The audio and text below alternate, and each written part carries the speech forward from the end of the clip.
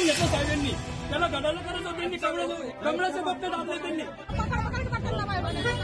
राज्यातील 23 नगर परिषदा आणि नगरपंचायतींसह विविध जिल्ह्यातील एकूण 143 सदस्य पदांसाठी आज मतदान प्रक्रिया पार पडते आहे.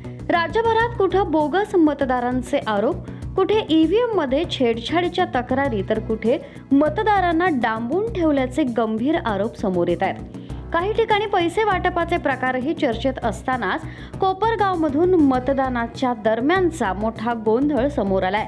कोपरगाव येथील SG महाविद्यालयातील मतदान केंद्रावर भाजप आणि राष्ट्रवादी काँग्रेसच्या उमेदवारांच्या समर्थकांमध्ये जोरदार बाचाबाची झाली. एका महिला मतदारानं थेट आरोप करत कमळाचं बटन दाबा असा दबाव टाकला जात असल्याचं सांगितलं. वातावरण अधिकच तापलं. तुम्ही कोणाला साहेब विनंती, कोणाला जाऊ दे नका, इथं बसवा. कोणाला जाऊ द्यायचं नाही, हा बिल्ला सुद्धा जाऊ द्यायचं नाही मध्ये. साहेब हे बिल्ला सुद्धा मध्ये जाऊ द्यायचं नाही साहेब. हे घडी घडी मध्ये जाऊन खोटे मतदान करून घेतलं तुम्ही. चला मी दाखवतो. तेव्हा डायरेक्ट त्याला गाड्याला करायची होती, त्याच्या कमळाला बटन दाबले.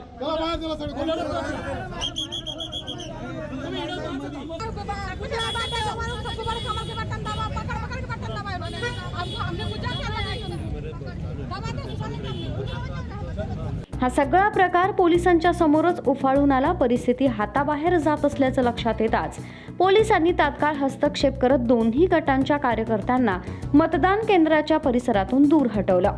या कारवाई दरम्यान मतदार प्रतिनिधी आणि पोलिसांमध्येही शाब्दिक चकमक झाल्याचं पाहायला मिळालं.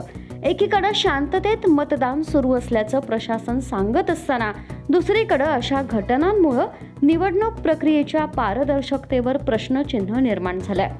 कोपरगावमधील हा प्रकार आता राजकीय वर्तुळात चर्चेचा विषय ठरतोय.